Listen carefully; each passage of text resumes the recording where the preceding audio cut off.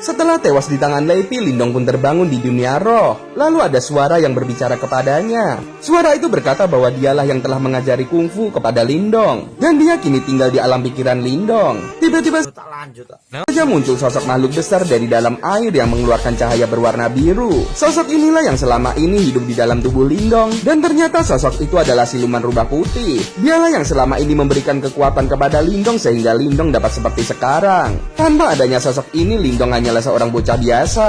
Namun sepertinya siluman rubah putih itu sangat marah kepada Lindong. Lindong yang tahu bahwa siluman rubah itu hidup di dalam pikirannya, langsung mengambil alih situasi dan kemudian menyerap makhluk itu. Di alam pikirannya, Lindonglah yang paling berkuasa, dan makhluk besar itu langsung berubah menjadi rubah kecil.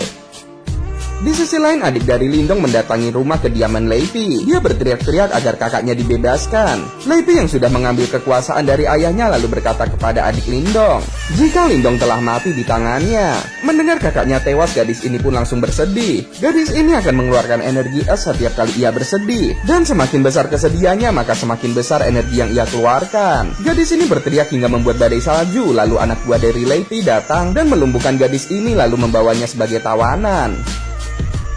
Di sisi lain, Wukong meminta bantuan kepada macan api untuk melacak keberadaan dari Lindong menggunakan baju yang biasa dipakai oleh Lindong.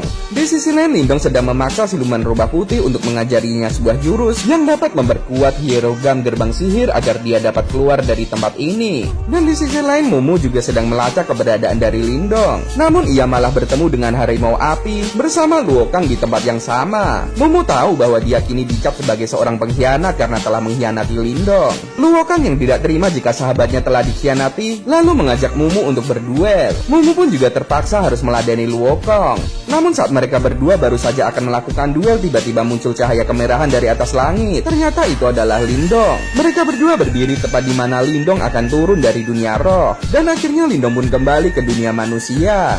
Namun tiba-tiba saja Mumu mengeluarkan darah dari mulutnya. Wukong berkata kepada Lindong untuk apa mengasihani wanita yang telah mengkhianatinya. Lindong lalu bertanya kepada Mumu. Saat di pertandingan kungfu gladiator, Mumu sengaja menyerang Lindong agar Lindong tidak masuk ke dalam ruangan keluarga Lei. Karena Mumu tahu jika Lindong akan dijebak. Karena tahu Mumu sedang diracun, Lindong kemudian mengeluarkan sihir dari tangannya untuk menyerap racun yang ada di kepala Mumu. Selain dapat menyerap energi, ternyata tangan kiri Lindong juga dapat menyerap racun dalam tubuh seseorang. Ternyata selama ini Mumu dikendalikan oleh anak buah dari Lei-Pi dengan menanamkan jarum beracun di kepalanya dan menjadikan Mumu sebagai mata-mata agar dapat membunuh Lindong. Namun setelah jarum beracun itu dapat dikeluarkan oleh Lindong, Mumu meminta Lindong untuk dapat membantunya mengalahkan keluarga Lei. Kira-kira gimana lanjut